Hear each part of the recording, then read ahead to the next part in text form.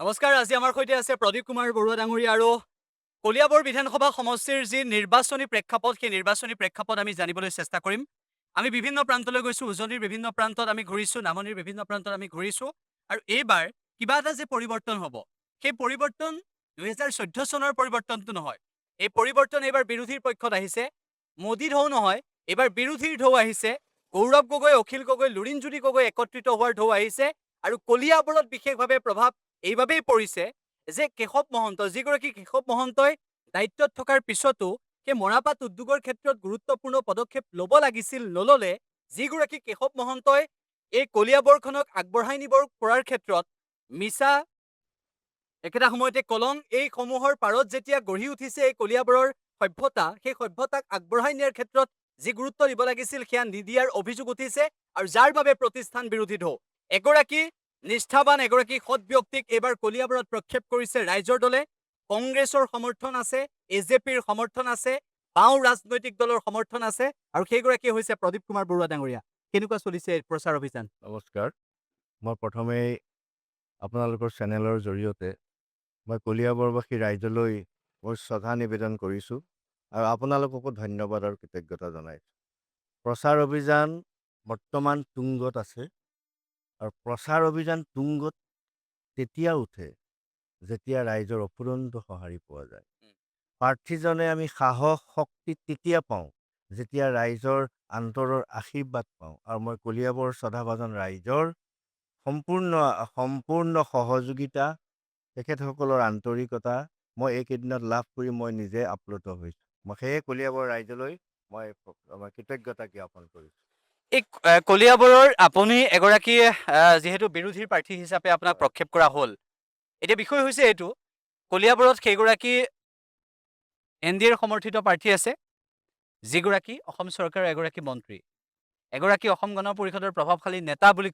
এতিয়া বিষয়টো হৈছে যে যিটো সময়ত কেশৱ মহন্তৰ বিৰুদ্ধে বহু অভিযোগ উত্থাপন হয়, মথাউৰিৰ পৰা আৰম্ভ কৰি মথাউৰিৰ কেলেংকাৰীলৈকে, সেই ৰাইজে যেতিয়া সমস্যাত পৰে, ৰাইজ যেতিয়া কান্দিবলগীয়া হয়, নিজৰ ঘৰখন এৰি যেতিয়া আশ্ৰয় শিবিৰত থাকিবলগীয়া পৰিস্থিতি হয়, সেই দিনবোৰৰ কথা মই ক'ব নালাগে। কলিয়াবৰৰ প্ৰতিগৰাকী লোকে ভালদৰে জানে, সেইখিনি কথা উপলব্ধি কৰিব পাৰে।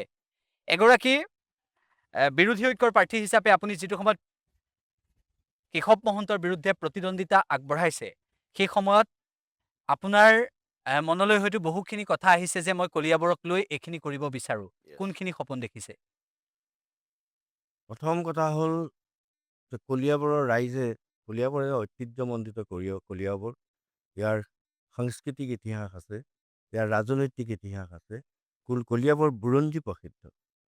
স্বৰ্গদেউ আহোম ৰজাৰ দিনৰ পৰা কলিয়াবৰ অসমৰ বুৰঞ্জীত, অসমৰ ইতিহাসত কলিয়াবৰ এটা অধ্যায়। মই আপোনাক এই কথা কিয় ক'ব বিচাৰিছোঁ, বৰ্তমান অগপ আৰু বিজেপিৰ যিটো মিত্ৰজোঁট, সেই জোঁটৰ সুবাদত তেওঁ 10 বছৰ মন্ত্ৰী হ'ল।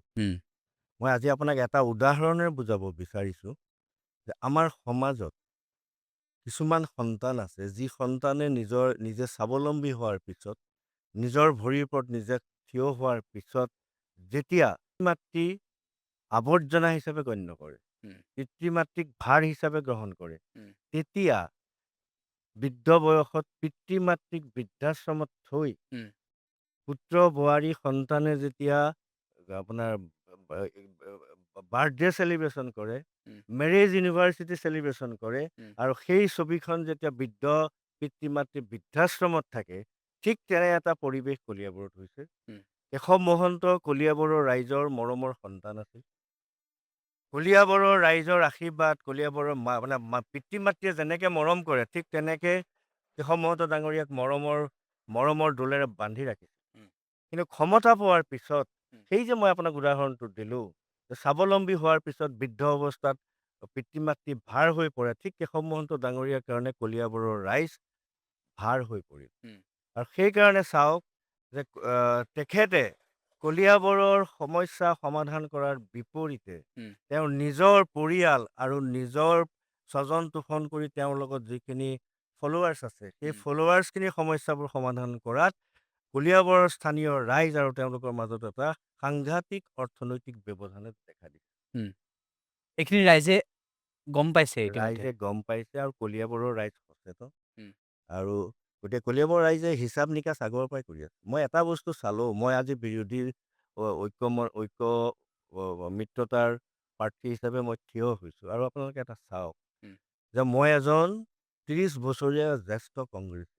উম, মই কংগ্ৰেছ দলত প্ৰাৰ্থিত্ব বিচাৰিছিলোঁ। উম, কিন্তু আমাৰ গৌৰৱ গগৈৰ যিখন বৰ অসম, উম, গৌৰৱ গগৈৰ যিখন সপোনৰ অসম, উম, সেই সপোনৰ অসমখন অকল কংগ্ৰেছী দলৰ জৰিয়তে নিৰ্মাণ কৰিব বিচৰা নাই। উম, সেই সপোনৰ অসমখন হ'ব অসমৰ যিটো জাতীয় চেতনা, উম, অসমৰ যিটো আঞ্চলিকতাবাদ, এই আঞ্চলিকতাবাদক একত্ৰিত কৰি তাৰ প্ৰতীকী হিচাপে অখিল গগৈ ডাঙৰীয়া ৰাইজৰ দলৰ আৰু লুৰিণজ্যোতি গগৈ ডাঙৰীয়া জাতীয় পৰিষদৰ এই তিনিজন উদীয়মান যুৱকৰ ছটা চকুত যি সপোন, উম, সেই সপোনৰ প্ৰতিবিম্ব কিন্তু অসমৰ ৰাইজৰ হৃদয়ত ইতিমধ্যে টাচ কৰি গ'ল। উম, আৰু সেইকাৰণে আপোনালোকে দেখিছে, আপুনিয়ে কৈছে যে আপুনি বিভিন্ন অঞ্চল ভ্ৰমণ কৰি আহিছে, উম, যে আজি এই তিনি যুৱকৰ লগত আপোনাৰ অসমৰ প্ৰায় 65% য়ং জেনেৰেশ্যন চামিল হৈ গৈছে। আৰু উম, সেইটোৱেই পৰিৱৰ্তন ঠিক কলিয়াবৰতো।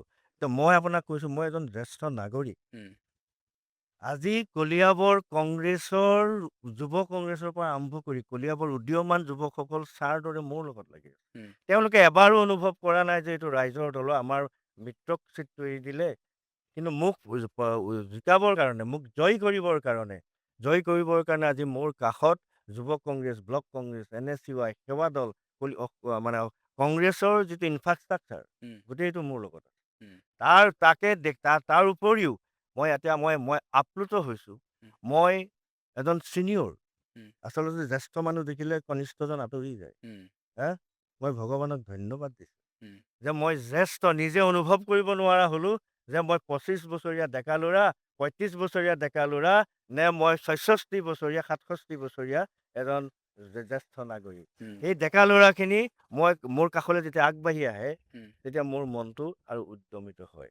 গতিকে মই আশা কৰোঁ যে এইবাৰ কলিয়াবৰ কেশৱ মহন্তৰ যিটো সংবাদ বাতৰিত ওলাই মানুহৰ মুখে মুখে দুৰ্গ, উম, সেই দুৰ্গ কিন্তু এতিয়া মানে জাষ্ট আকাৰটো আছে। 9 তাৰিখে আমাৰ গেছ চিলিণ্ডাৰ উম, উম, প্ৰতীকত কলিয়াবৰৰ ৰাইজে কেৱল 9 তাৰিখটোলৈ বাট চাই আছে। 9 তাৰিখে ৰাতিপুৱা 7 বজাৰ পৰা উম, আপোনাৰ শেষ হোৱালৈকে উম, মই আশা কৰিছোঁ যে EVM মেচিনৰ যিটো গেছ চিলিণ্ডাৰৰ বুটাম, উম। 245টা পলিং ষ্টেচনত সেই বুটাম তললৈ বহি যাব। এইটো মোৰ ধাৰণা। মই প্ৰদীপ কুমাৰ বৰুৱা ডাঙৰীয়াৰ যিকেইটা কথা আপুনি এতিয়া ক'লে, কথাকেইটা মই শুনিলোঁ। আৰু মই অখিল গগৈ ডাঙৰীয়াৰ কাষলৈ গৈছিলোঁ। তেখেতকো মই যেতিয়া প্ৰশ্ন কৰিছিলোঁ যে এবাৰ বিৰোধীয়ে কেনেদৰে প্ৰভাৱ পেলাব, তিনি গগৈয়ে এক প্ৰকাৰ ভূমিকম্প আনিব হিমন্ত বিশ্ব শৰ্মাৰ বুকুত, এনেদৰে অখিল গগৈয়ে এটা মন্তব্য কৰিলে এনেকুৱা পডকাষ্টতেই। মই আপোনাক এইটো কথা সুধিব বিচাৰিছোঁ যে সেই কলিয়াবৰত যেতিয়া কংগ্ৰেছ একত্ৰিত হ'ল, কলিয়াবৰত যেতিয়া ৰাইজৰ দল একত্ৰিত হ'ল, কলিয়াবৰত যেতিয়া অসম জাতীয় পৰিষদ, কলিয়াবৰত যেতিয়া CPIMকে আদি কৰি প্ৰতিটো বিৰোধী শক্তি একত্ৰিত হ'ল আৰু এগৰাকীয়ে তেওঁলোকৰ প্ৰাৰ্থী হ'ল, সেইগৰাকী হৈছে প্ৰদীপ কুমাৰ বৰুৱা। গতিকে নিশ্চিতভাৱে কেশৱ মহন্তৰ বুকুত কঁপনি উঠিবলগীয়া এটা বিষয় এইবাবেই যে যিটো সময়ত বিৰোধী ভাগ ভাগ নহয়, বিৰোধী একত্ৰিত হ'ল, আৰু সেই আপুনি কোৱা গৌৰৱ গগৈৰ নতুন বৰ অসমখনৰ যিখন কল্পনা কৰিছে, সেই নতুন বৰ অসম গঢ়িবলৈ এই কলিয়াবৰৰ পৰা এটা নতুন দিগন্তৰ সূচনা হ'ব বুলি আপুনি আশাবাদীনে? মই সম্পূৰ্ণ আশাবাদী। মই আপোনাক আগতে কৈছোঁ যে কলিয়াবৰ এখন সংস্কৃতিবান জেগা। আজি যদি এই মুহূৰ্তত আপুনি কলিয়াবৰৰ কোনোবা এঘৰত সোমাই উম, সেই পিতৃজনক সোধে যে আপুনি শান্তিত বাস কৰিছেনে, তেওঁ আপোনাক উত্তৰটো এইটোৱেই দিব।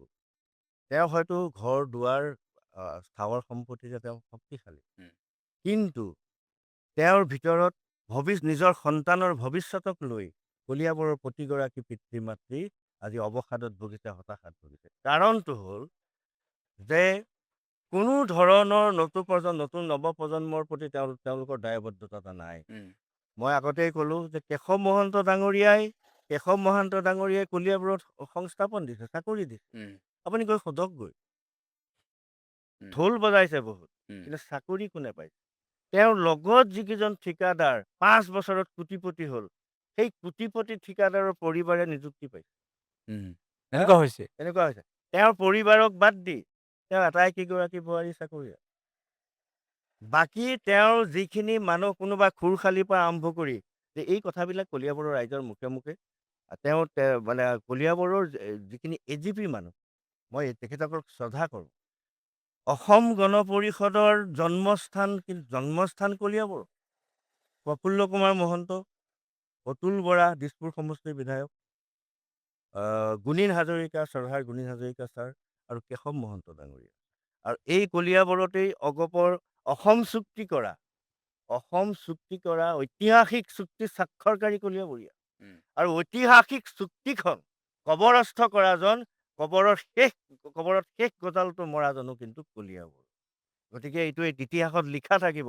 অসমীয়া জাতিক অস্তিত্ব ৰক্ষা কৰিবলৈ গৈ নিজৰ অসমীয়া জাতিৰ অস্তিত্ব ধ্বংস কৰি নিজৰ অস্তিত্ব তেওঁলোকে বাহাল ৰাখিলে। সেই আপুনি যিটো কথা ক'লে যে কলিয়াবৰত আঞ্চলিকতাবাদৰ ভেটি কিমান শক্তিশালী মই ক'ব নালাগে। 1979 অসম আন্দোলনৰ পিছৰে পৰা আমি প্ৰতিগৰাকী লোকে সেই কথা জানো। কিন্তু যেতিয়া সেই অসম গণ পৰিষদ গঠন হোৱা স্থানতেই, অসম গণ পৰিষদৰ নেতাসকলৰ জন্মস্থানতেই যেতিয়া সেই আঞ্চলিক দলটোৰ বিসৰ্জন আৰম্ভ হয়, এটা ৰাষ্ট্ৰীয় দলৰ সৈতে যেতিয়া সংযুক্ত হৈ কাৰ দৰে এখন জাতিধ্বংসী আইন অনাৰ সময়ত তেওঁলোকে যিটো মৌন ভূমিকা পালন কৰিলে, তাৰ পিছত আকৌ সেই দলটোৰ লগত থাকিলে, তেনেকুৱা এটা দলৰ এগৰাকী নেতাক সেই আঞ্চলিক দলটোক ভাল পোৱা ব্যক্তিসকলে সমৰ্থন জনাব জানো? সেইটোৱে কা আন্দোলনটোত মোৰ আপুনি কোৱাৰ লগে লগে মোৰ এটা কথা মনত পৰিছে যে তেওঁলোক কেনে সুন্দৰ অভিনেতা। কেই মুহূৰ্তমানৰ পদত্যাগ কৰিলে। মানে 85 চনৰ পৰা তেওঁলোকে অভিনয়ে কৰিলে। এতিয়া কথা হ'ল যে কা আন্দোলনৰ সময়ত তেতিয়া মই অতুল বৰা ডাঙৰীয়া এটা উক্তি মই আজি আপোনাৰ চেনেল যোগে প্ৰচাৰ কৰিব বিচাৰিছোঁ। তেওঁৰ মাকে হেনো তেওঁক কৈছিল যে বোপাই ৰাইজৰ লগত থাক, ক্ষমতা এৰ। তেওঁ পদত্যাগ কৰি পেলাই কৈছিল যে মই মাৰ নিৰ্দেশত, মোৰ মাতৃৰ নিৰ্দেশত আমি পদত্যাগ কৰি সমৰ্থন উঠাই ললোঁ কেইঘণ্টামানৰ কাৰণে। তাৰপিছত তেওঁলোকে অসমৰ ৰাইজে গুৱাহাটী এয়াৰপৰ্টৰ পৰা তেওঁলোক দিল্লীত যেতিয়া সেই কথাষাৰ কৈ আহিছিল, তেতিয়া গুৱাহাটীৰ পৰা অসমৰ ৰাইজে তেওঁলোকক আদৰি আনিছিল। কিন্তু আদৰি অনাৰ কেইমুহূৰ্তমানৰ পিছত যেতিয়া পাৰ্লিয়ামেণ্টত কা আইনখন আলোচনা হ'ল, ভোটিং হ'ল, তেতিয়া কিন্তু বীৰেন্দ্ৰ প্ৰসাদ বৈশ্যই কাৰ সমৰ্থনতহে বক্তব্য দিলে। তাৰপিছত তেওঁলোক আকৌ মন্ত্ৰীৰ চলা পিন্ধি মন্ত্ৰিত্ব হ'ল। গতিকে মই আপোনাক এটা উদাহৰণ দিছোঁ যে অসম মাতৃকটো তেওঁলোকে ঠগিলেই, অসম মাতৃকটো ফাঁকি দিলেই। আপুনি চাওক, যিজন কেবিনেট মন্ত্ৰী অতুল বৰা, তেওঁ নিজৰ মাকক ফাঁকি দিব পৰা অসমৰ এজন আঞ্চলিকতাবাদী নেতা। আৰু আজি আপোনাক মই এটা কথা কৈ দিওঁ যে গৌৰৱ গগৈ ডাঙৰীয়া বহুত দূৰদৰ্শী। তেওঁ কলিয়াবৰৰ ৰাইজৰ চেণ্টিমেণ্টটো বুজি পাইছে যে কলিয়াবৰৰ ৰাইজে কংগ্ৰেছত ভোট দিবলৈ অলপ আফচোচ কৰে। কাৰণ ইয়াত আঞ্চলিকতাবাদৰ যিটো মতবাদ, আঞ্চলিকতাবাদৰ যিটো মানে ইয়াত আপোনাৰ ধাৰা, সেই ধাৰাটো 85 চনৰ পৰা ধাৰাবাহিকভাৱে চলি আছে। আৰু সেইকাৰণে গৌৰৱ গাজে আমাৰ বহু কংগ্ৰেছী ল'ৰাই পিছত কথাষাৰ অনুভৱ কৰিলে যে আজি অখিল গগৈ ডাঙৰীয়া অসমৰ আঞ্চলিকতাবাদীৰ প্ৰথমজন সংগ্ৰামী নেতা, যিজনে অকলে সংগ্ৰাম আৰম্ভ কৰিছিল। হয়। আৰু চাওক, তেওঁ ৰাইজৰ দল গঠন কৰি, মই পিছত কথাটো মোৰ অভিজ্ঞতাৰ পৰা মই উপলব্ধ কৰিছোঁ, আৰু মই গৌৰৱ গগৈ ডাঙৰীয়াক মই তেওঁৰ জ্যেষ্ঠ হিচাপে মই তেওঁক আজি কৃতজ্ঞতা জনাইছোঁ, শ্ৰদ্ধা জনাইছোঁ। কাৰণ তেওঁলোকৰ যিটো মিক্সিং, আমাৰ যিটো চানা মিক্সাৰ হয়, কলিয়াবৰত সেই মিক্সাৰটো এতিয়া ৰাইজৰ কাৰণে প্ৰিয় হৈছে। কিয় হৈছে যে কলিয়াবৰৰ ৰাইজে আঞ্চলিকতাবাদটো আকৌ ঘূৰাই পাইছে।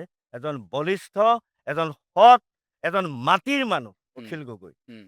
সিদিনা তেওঁ আমাৰ তাত আহিছিলে। তেওঁৰ ভাষণ শুনি কলিয়াবৰৰ ৰাইজ আৰু আপ্লুত হৈছে।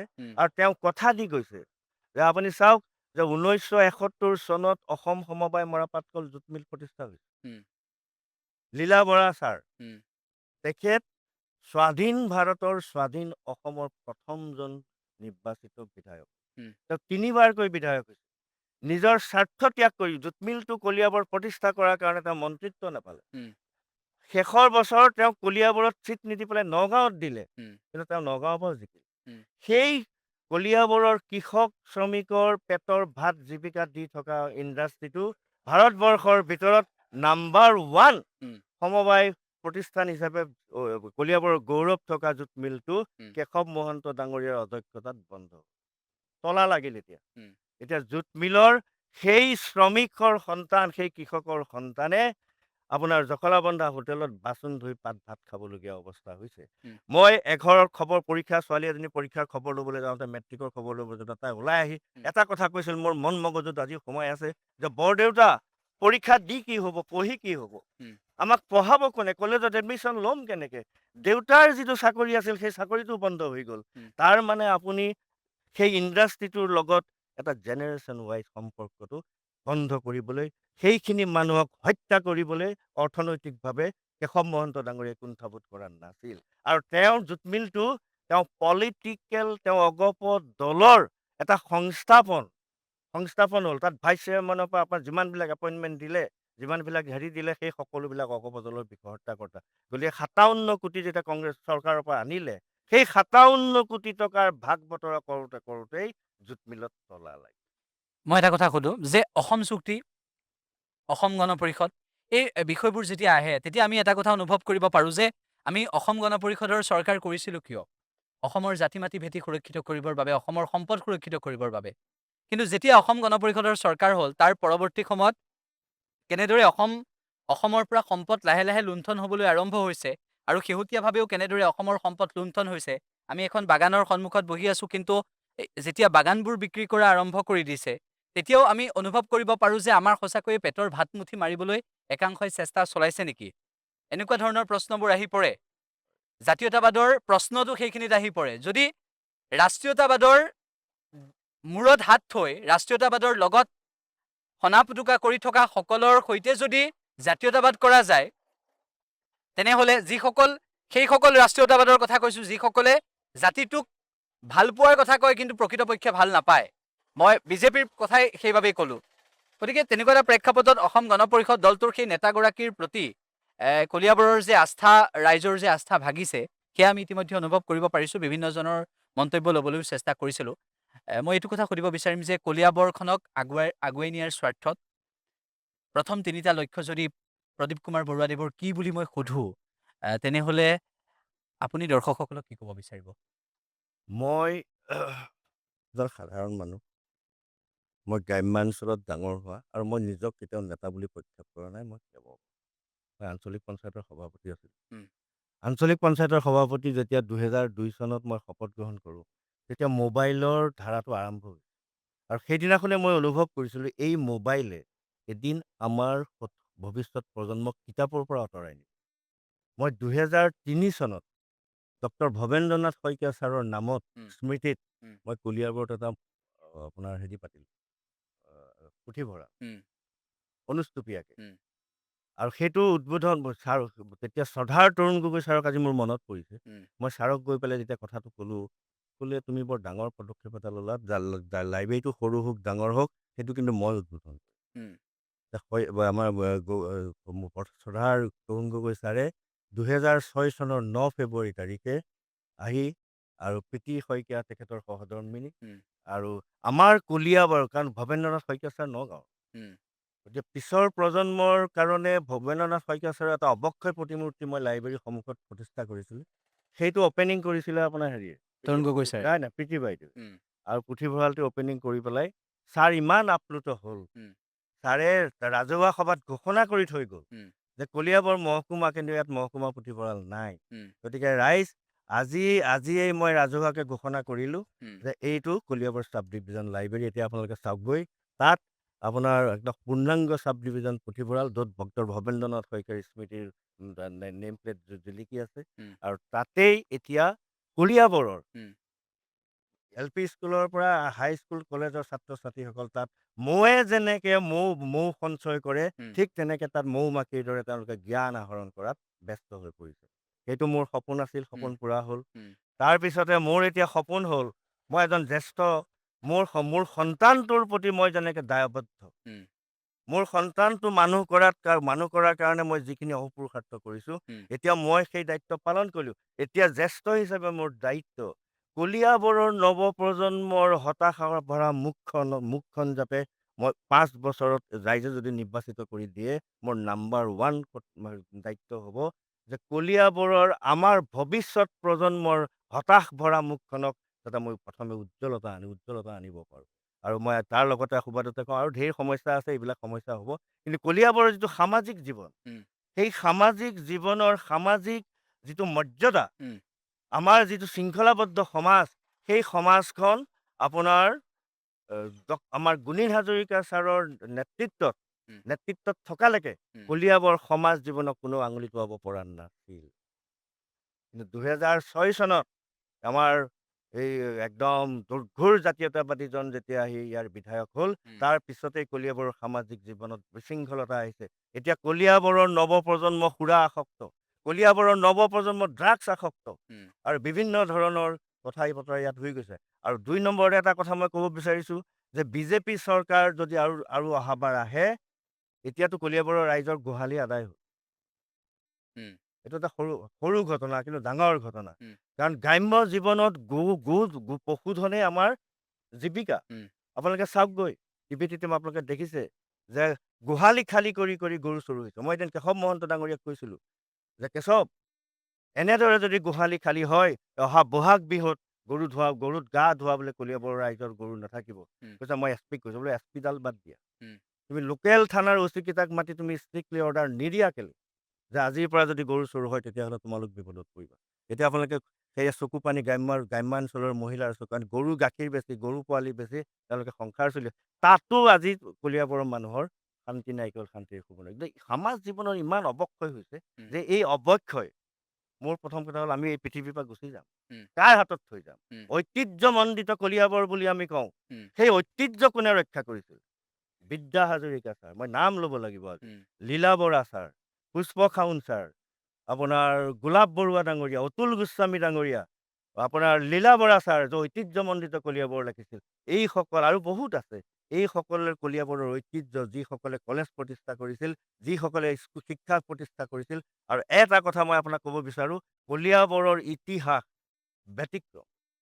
যিটো সময়ত মানুহে কিতাপ নপঢ়ে, সেই সময়ত আপুনি যদি গোটেই কলিয়াবৰ ঘূৰি আহে, প্ৰত্যেকখন গাঁৱতেই এটা গ্ৰাম্য পুথিভঁৰাল, কিতাপ পঢ়িব নজনা আমাৰ উপৰি পুৰুষে প্ৰতিষ্ঠা কৰি থৈ গৈছে। উম। কিন্তু এতিয়া যদি চাইগৈ, সেই লাইব্ৰেৰীত কিতাপ নাই।